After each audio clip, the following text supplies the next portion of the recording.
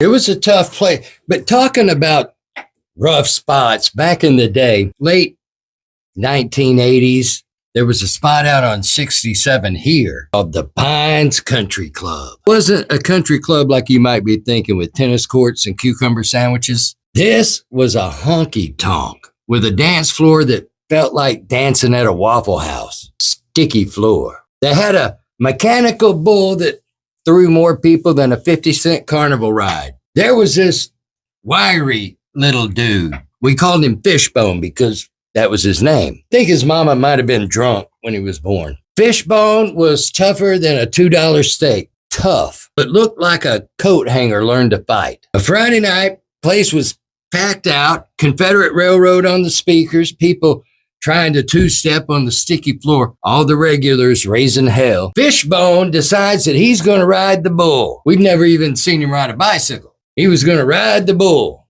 Drunk. He climbs up on there, yells something about the Alamo, and off he shoots. Lasted about 2 seconds before it flung him. Because he was so skinny, it throwed him far. He comes up, madder than hell, blaming Dwayne, the fella running the controls. He was a big boy. Dwayne looked like somebody made a scarecrow out of diesel parts and skull cans. Wore a leather vest with no shirt underneath it, and an old black Stetson full of feathers. Didn't know if he was a cowboy or an Indian. Fishbone goes stomping over there, shirt torn, bleeding from his elbow, and yells, "You tried to kill me." And he lunges at Dwayne. Now, the Pines Country Club was famous for three things: cold beer, bad decisions, and fights that usually spilled out into the gravel parking lot. And was mentioned by Paul Harvey on the radio one time, something about divorce rates or syphilis numbers. Before you could say achy, breaky heart, punches were flying. Somebody threw a bar stool that hit that Waffle House dance floor and just stuck there.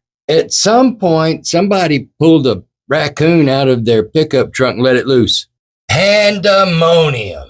Bouncers were tossing people like feed sacks, women screaming, and a guy passed out under the pool table. It was glorious. When all the dust settled, Fishbone had a black eye, Dwayne had a busted lip. They found the raccoon 2 days later sleeping in a mop bucket. They banned Fishbone for life, which means about 2 weeks later he was in there shooting pool.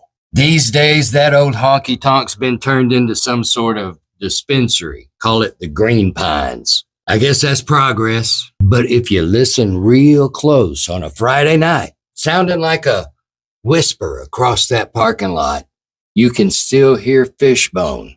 I'll whip every one of you.